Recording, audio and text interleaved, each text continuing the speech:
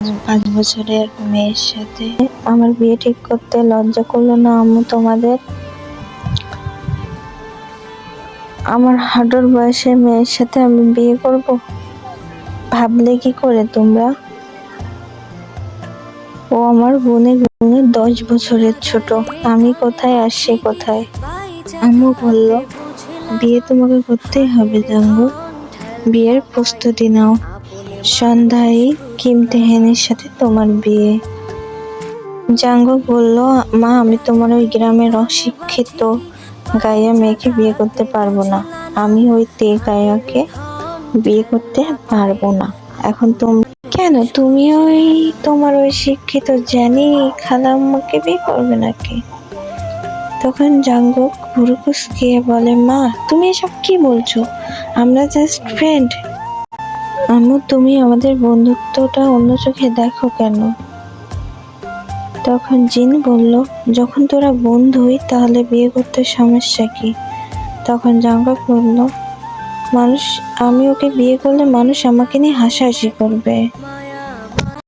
জাঙ্গক তখন বলল, আর ও তো ছোট মেয়ে, মাম্মা এত তাড়াতাড়ি ওকে বিয়ে দেওয়ার জন্য উঠে পড়ে লেগেছে কেন? ও আমাদের টাকা দেখে আর লোভ সামলাতে পারিনি, তাই আমাদের ঘরে তার মেয়েকে তুলে নিতে চাইছে। জাঙ্গকের এরকম কথা শুনে জিন একটা থাপ্পড় মেরে বলে, জাঙ্গক তুমি কি তোমার ভদ্রতা সব গুলিয়ে খেয়েছো? ও তোমার মামা হয়, মুখ সামলিয়ে কথা বলো। আর শোনো, তোমার মামা কিরকম তুমি তো ছোটবেলা থেকে জানোই। আমাকে আর তোমাকে শেখাতে হবে না আর বোঝাতে হবে না। তোমার মামা যখন এই সিদ্ধান্ত নিয়েছে তখন এই সিদ্ধান্তই। জাঙ্গক এমন কথা বলতে চাইনি, রাগের মাথায় কি বলে ফেলেছে সেটা বুঝতেও পারিনি। তখন জিন বলে, এই এলাকার চেয়ারম্যানের ছেলে রোজ থেকে বিরক্ত করে, প্রেমের প্রস্তাব পাঠায়, বাজে বাজে ইঙ্গিত দেয়। এখন বুঝতে পারছো তে কত বিপদে আছে?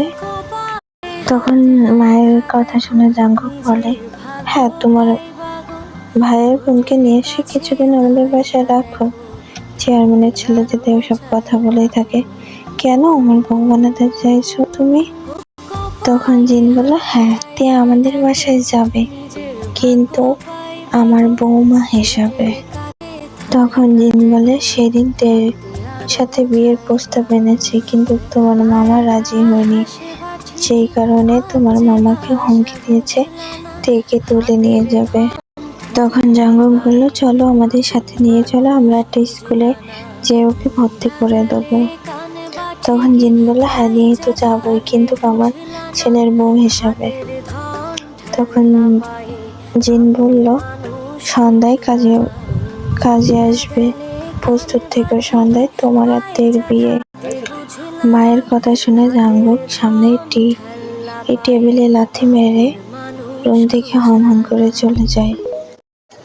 আর এদিকে তে খোলা জানলার দিক দিয়ে আকাশের দিকে তাকিয়ে অঝরে কান্না করে যাচ্ছে। যখন থেকে সে শুনেছে তার সাথে জাঙ্গকের বিয়ে হবে, তাও বা আজকের সন্ধ্যায়, বেচারি তো কান্না করেই যাচ্ছে। কিছুক্ষণ পরেই তের মা এসে বলে, তাড়াতাড়ি রেডি হয়ে নে, একটুক্ষণ পরেই কাজী চলে আসবে। তখন তে তার অভিমানের সুরে বলে, আমি কি এতই বোঝা হয়ে গেছি তোমাদের কাছে যে আমাকে এত তাড়াতাড়ি বিয়ে দিয়ে বাড়ি থেকে বিদায় করছো মা? আয়ু বেগম এমন কথা শুনে তার বুকের ভিতর ধপ করে ওঠে এবং সে বলে, না মা, এছাড়া যে আমাদের কাছে উপায় নেই। তোকে যদি এখন বিয়ে না দিই, মেম্বারের ছেলে তোকে তুলে নিয়ে যাবে, রোজ তোর বাবাকে হুমকি দেয়। এই কথা শুনে তে আর কিছু না কয়ে নিচে নেমে ড্রেসিং টেবিলের সামনে যে দাঁড়ায়। আয়ু বেগম এগিয়ে এসে তার মেয়েকে শাড়ি পরিয়ে দেয় এবং সাজিয়ে দেয় এবং লাল একটা ওড়না মাথায় ঘোমটা দিয়ে দেয়। এতেই তেকে মনে হচ্ছে আসমানের একটা পরী নেমে এসেছে। তে গুটি গুটি পায়ে যে আয়নার সামনে যে নিজের দিকে তাকিয়ে বলে, তুই সত্যি, আজ আমার এই রূপই আমার কাল হয়ে দাঁড়িয়েছে। তোর এই রূপের কারণেই তোর বাবা মায়ের জীবনে অনেক অশান্তি নেমে এসেছে। তে আয়নার দিকে আরো কিছুক্ষণ তাকিয়ে থাকার পরে যে আবার খাটে যে বসে পড়ে, যেখানে একটু আগে তার মা বসিয়ে রেখে গিয়েছে।